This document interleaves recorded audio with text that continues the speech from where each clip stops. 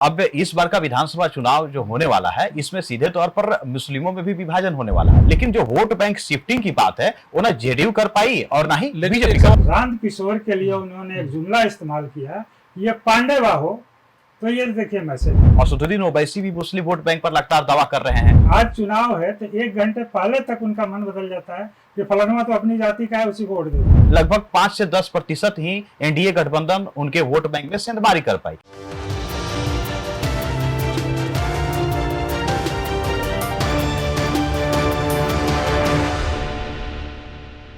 आदाब, नमस्कार। मंथन टुडे में आपका स्वागत है। मैं हूं महफूज आलम। जैसा कि आप जानते हैं, बिहार में विधानसभा चुनाव को लेकर तमाम सियासी पार्टियों की तैयारी भी और जोर तोड़ भी जारी है।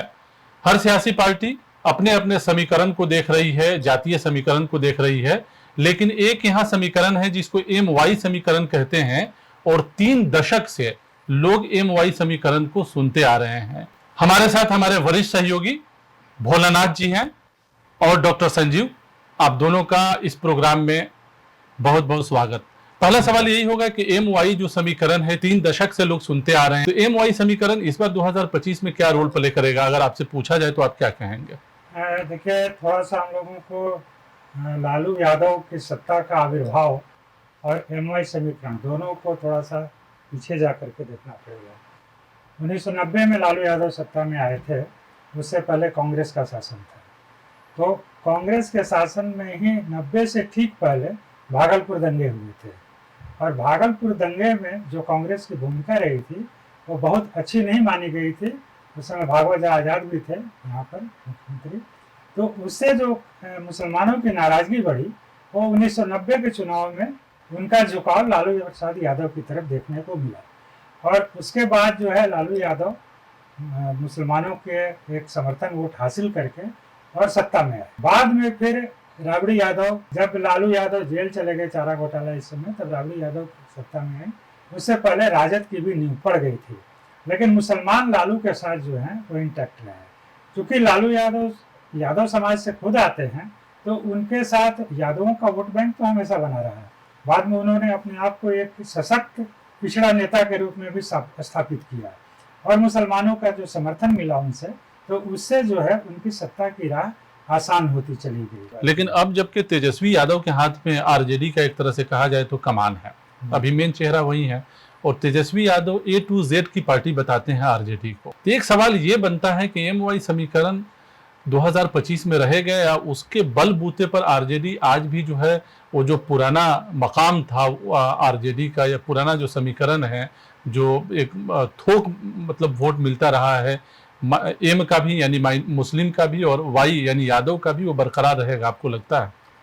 देखिए, लालू यादव का जो A to Z वाली जो बात आप कह रहे हैं कि उन्होंने तेजस्वी के आने के बाद से एक तरह से अपरोक्ष रूप से जो राजद की बागडोर संभालने की बात जब आई, हालांकि अभी तो लालू यादव ही सुप्रीम बॉस हैं, अध्यक्ष राष्ट्रीय वही हैं, लेकिन यह सबको पता है कि अब तेजस्वी ही फेस है मेन आरजेडी के।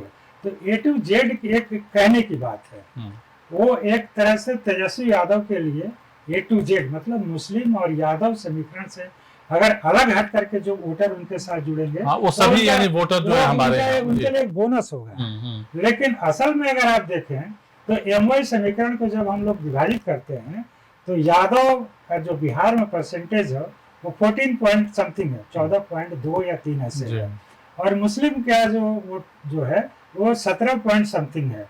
तो ये दोनों मिल करके और लगभग 32% का एक कॉम्बिनेशन बनाते हैं। तो 32% का कॉम्बिनेशन जो है एक विनिंग कॉम्बिनेशन होता है। जाहिर है 50% तो वोट ही होता है, एक जीत का कॉम्बिनेशन बन जाता है। तो ये हमेशा से ये देखा गया है कि जो ये कॉम्बिनेशन है ये लालू के साथ प्रसाद के साथ इंटैक्ट रहा है। MY के बारे में तो चर्चा लगातार जो है 3 दशक से लोग सुनते आ रहे हैं, लेकिन यहाँ एक माहौल बदला है। अभी के अगर हिसाब में देखें तो अभी AIMIM असदुद्दीन ओवैसी की पार्टी भी यहाँ पर है, पिछले बार भी यहाँ चुनाव लड़ी थी, इस बार भी है, जन सुराज भी है, बिल्कुल। लेकिन Y जो फैक्टर है वो कहीं ना कहीं 30% या उससे ज्यादा जो है वो बीजेपी में शिफ्ट कर गया है।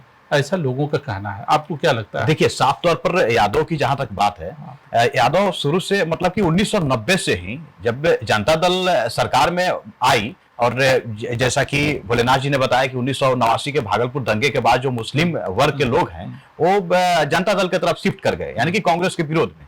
उसके बाद लालू प्रसाद यादव एक बड़े चेहरा के रूप में बने और मुख्यमंत्री के दावेदार के रूप में उभरे और मुख्यमंत्री भी बने। उसके बाद इस समीकरण का निजात हो पाई, MY समीकरण की वहीं से शुरुआत हुई।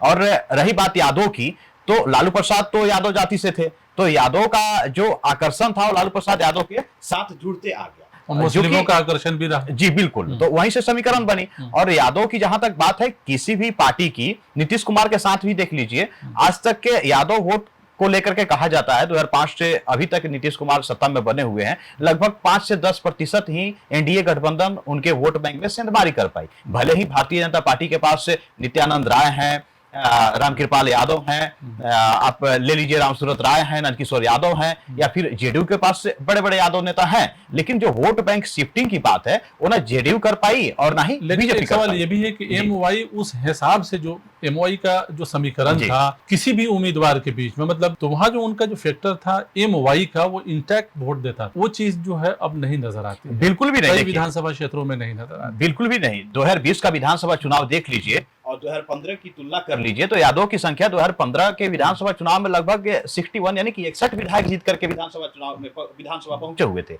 लेकिन 2020 में देख लीजिए उनकी संख्या में कमी आ गई, उनकी संख्या लगभग 54-55 के आसपास पहुंच गया, यानी कि 6-7 विधायकों की कमी यह सीधे तौर पर दिखा रही है कि कहीं ना कहीं यादव बहुल्य क्षेत्र में भी एनडीए गठबंधन के तरफ से दूसरी जाति का प्रत्याशी दे करके और वहां से अपने प्रत्याशी को जिताकर विधानसभा पहुंचाना, ये चीजें दिखा रही है। ये भी सवाल है कि जो मुस्लिम इनका फैक्टर है, जो एम है, एम ये समझता है कि हम 18% होकर सपोर्ट कर रहे हैं आरजेडी को, मिसाल के तौर पर अगर एम की तरफ से बात की जाए, और एम देखता है कि संगठन में आप जो है आबादी के हिसाब से जो है भागीदारी नहीं देते हैं, फिर भी जो है एम लालू प्रसाद के नाम पर या आरजेडी के नाम पर MY का जो समीकरण है वो बरकरार रखता है। आपको लग रहा है? देखिए, अब इस बार का विधानसभा चुनाव जो होने वाला है, इसमें सीधे तौर पर मुस्लिमों में भी विभाजन होने वाला है। भारतीय जनता पार्टी भी पसमानदा मुस्लिमों के जरिए एक बड़ा दाव खेलने वाली है, और असदुद्दीन ओवैसी भी मुस्लिम वोट बैंक पर लगातार दावा कर रहे हैं, और 2020 के विधानसभा चुनाव में उन्होंने दिखा भी दिया कि मुस्लिमों का जो मसीहा है वो हम ही रहेंगे, चाहे वो किसी भी राज्य की हम बात कर ले, और खासकर बिहार की। तो मुस्लिम वोट बैंक में विभाजन होगा, और कुछ जो परसेंटेज है वो ओवैसी की तरफ जाएंगे, कुछ परसेंटेज को तोड़ पाएंगे प्रशांत किशोर भी, और प्रशांत किशोर ने ये भी खुले तौर पर ऐलान कर दिया है कि 40 जो सीट है वो हम देंगे। एक सवाल ये भी है आपसे रहेगा कि MY का जो मामला है, यहाँ हम यादव की तो बात करते हैं, चलिए आपने सही कहा कि यादव समाज ये देखता है कि लालू यादव जो है हमारे समाज से है, तो इंटैक्ट उनको वोट देना चाहिए, फिर मुस्लिम जो है क्यों वोट दे रहा है। तो एक बात जो है आ गई हम लोगों की कि भागलपुर के बाद जो है, भागलपुर दंगा के बाद जो है मुस्लिम वोटर जो है कहीं ना कहीं इधर शिफ्ट हुआ, तो मुस्लिम वोटर के लिए एक रहता है कि हमें जो सुरक्षा की गारंटी देता है, जहां हमें सुरक्षा मिलता है वहां हम वोट देंगे, ये एक सवाल है अपनी जगह पर कायम है। फिर MY समीकरण जो है 2025 का परफॉर्म कैसा रहेगा, कैसा करेगा, आप क्या कहेंगे? लालू यादव सियासत के बहुत ही धुरंधर खिलाड़ी हैं। वो जान रहे हैं कि जो आपने बात कही कि मुस्लिम अपने लिए सुरक्षा की भाव ढूंढता है कि कहाँ हम सुरक्षित रहेंगे, किसके साथ। हाँ, एक ही डिमांड कि भाई जहाँ सुरक्षा हो, या जो सेकुलरिज्म की बात करता है, या उसको लगता है कि नहीं ये सरकार जो है यहाँ प्रोटेक्शन हमको मिलेगा, तो वोट दे देता है, कुछ मांगता नहीं है। इस बात को लालू यादव बहुत बेहतर समझते हैं कि ये जाएंगे किधर, ये तो मेरे साथ ये गलत है। लेकिन अब ऑप्शन तैयार है, संगठन में उनको भागीदारी मिलनी चाहिए, टिकटों में भागीदारी मिलनी चाहिए। आखिर आप उनकी बदौलत राज कर रहे हैं, सत्ता में है, तो अब तो विकल्प है ना कि अब MIM भी है, जन स्वराज भी है विकल्प के तौर पर। मैं इसमें यह कहना चाहूंगा कि अभी हाल में लालू जी का एक बयान आया था 2-3 दिन पहले ही, हम लोग सभी यहाँ पर ये मान रहे हैं कि बिहार जातीय राजनीति में बहुत गहरा उलझा हुआ है, बहुत जटिल रूप में उलझा हुआ है। तो जाति से बाहर जाकर के बहुत सारी चीजें लोग, इवन आज चुनाव है तो 1 घंटे पहले तक उनका मन बदल जाता है कि फलाना तो अपनी जाति का है, उसी को वोट दे देते हैं। सही, ठीक है। तो ये जो प्रशांत किशोर के बारे में लालू जी ने एक बात कही, उसका मैसेज बहुत दूर तक गया। लालू अपने एक शब्द से मैसेज देते हैं। उन्होंने कहा कि पांडेवा हो प्रशांत किशोर के लिए उन्होंने एक जुमला इस्तेमाल किया, ये पांडेवा हो। तो ये देखिए मैसेज, आप अपने क्षेत्र में जा कर के लोगों से बात कर लीजिए, सियासतदान से बात कर लीजिए। तो प्रशांत किशोर को उपचुनाव में मुसलमानों का थोड़ा समर्थन एक दो जगहों पर मिला था, बाकी वो टिकटों के आधार पर वो कह रहे हैं कि हम इतने टिकट देंगे, ऐसे होंगे, लेकिन वैसा कुछ सरजमी पर उतरता चलिए अभी नहीं दिख रहा। चलिए, बहुत शुक्रिया मंथन टुडे के स्टूडियो में इस टॉपिक पर खास तौर से बात करने का। बहरहाल आप देख रहे थे मंथन टुडे, हमें दीजिए इजाजत, नमस्कार।